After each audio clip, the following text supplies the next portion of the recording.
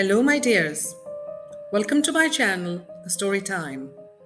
I'm back to tell you another story just for fun. So sit back and enjoy. Today's story is The Six Soldiers of Fortune.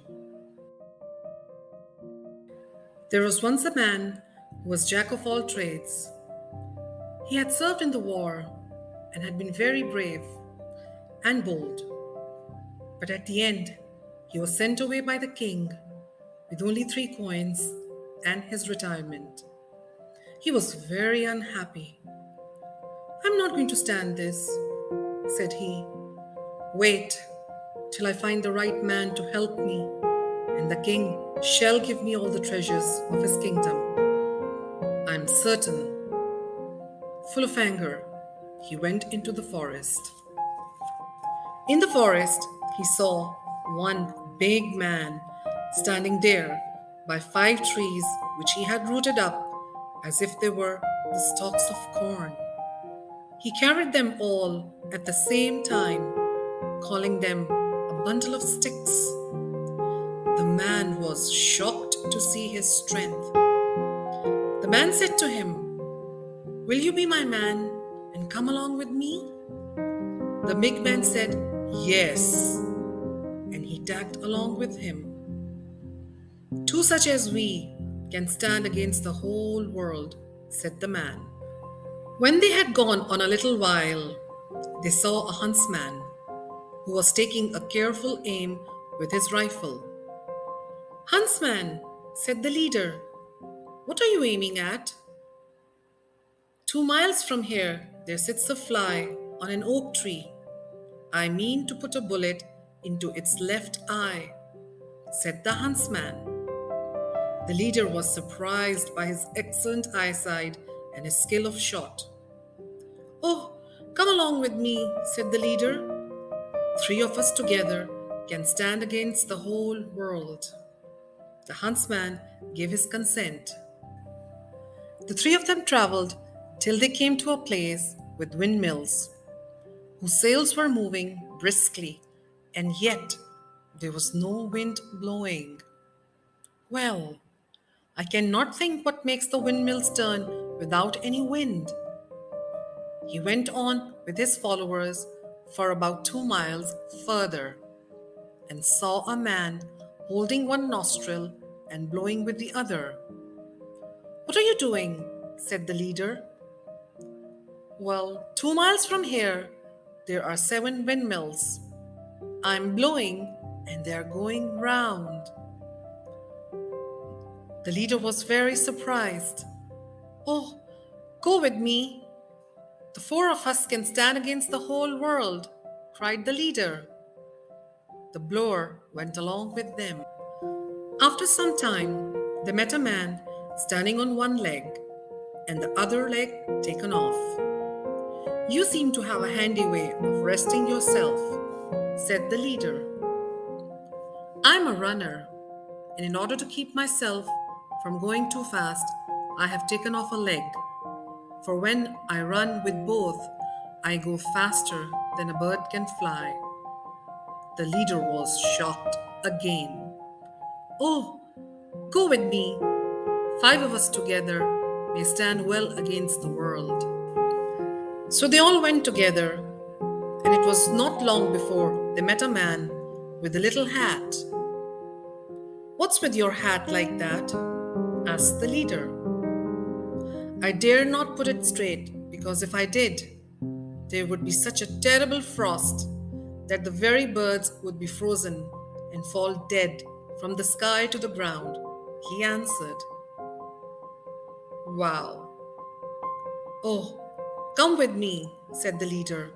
"We 6 together will stand well against the whole world." So the 6 went on until they came to a town where the king had made it known that whoever would run a race with his daughter and win it might become her husband, but that whoever lost the race must lose his head in the bargain. The leader hears this and asks the king if one of his men can run the race instead of him. The king agrees to this, but says that both the leader and his man will be beheaded if the man loses the race. The leader agrees. The leader calls the runner and straps his second leg on him so he can run very fast. Now, look out and take care that we win, he said to the runner. It is agreed that the one who brings the water first from a far distant well should be accounted the winner. That person has to go to the well, fill a pitcher with water, and carry it back to the king. Now, the runner and the princess each takes a pitcher and they both start at the same time. But in one moment, the runner gets out of sight and the princess had just gone for a little way. The runner arrives at the well, fills the pitcher with water long before the princess. About halfway home, he feels tired. He decides to stop for a short sleep. But in order to wake up soon, he uses a horse's skull as a pillow so not to get too comfortable and sleep too long. Meanwhile, the princess, who is also a good runner, reaches the well, fills the pitcher with water.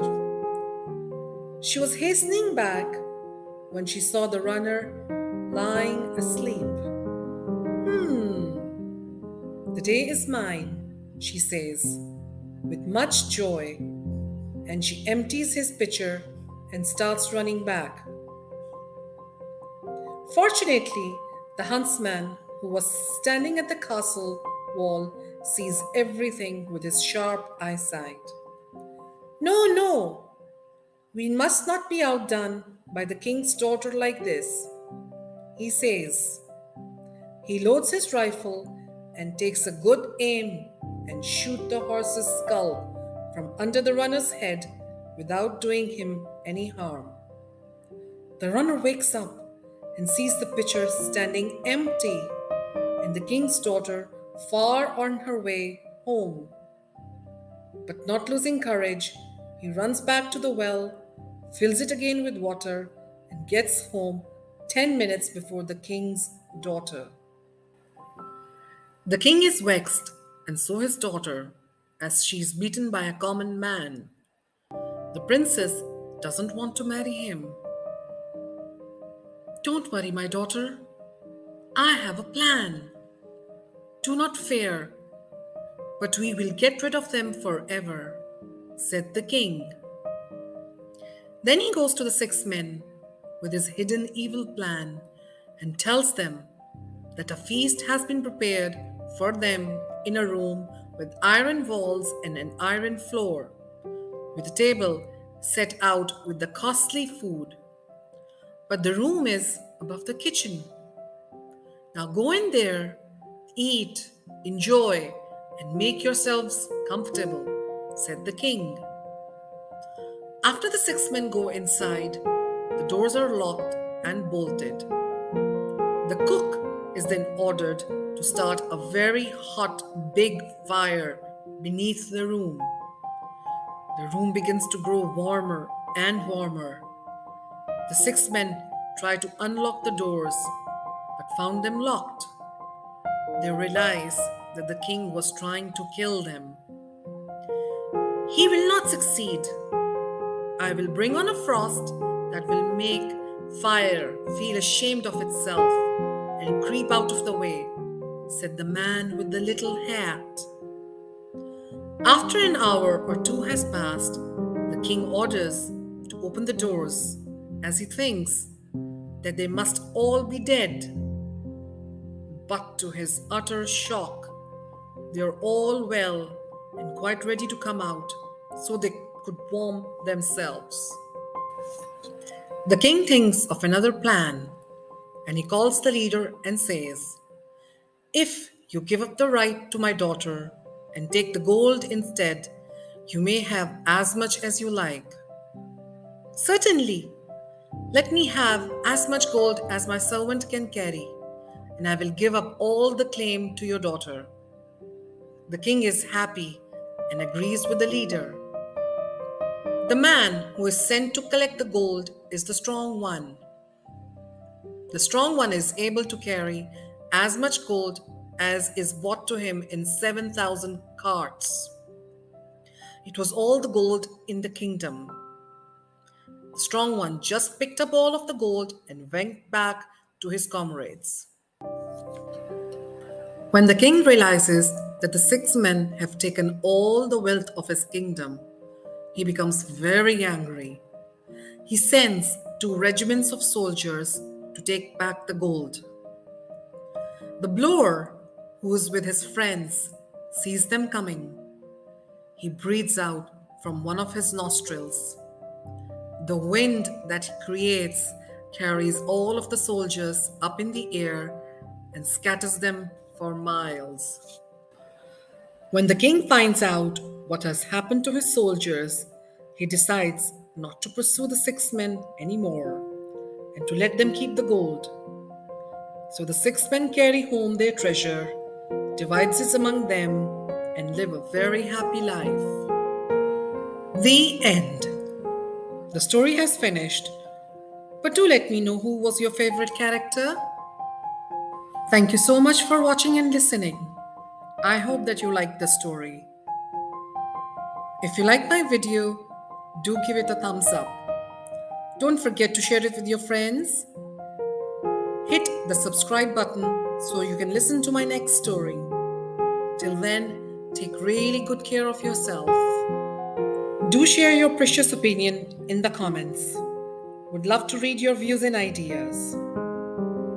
Bye bye.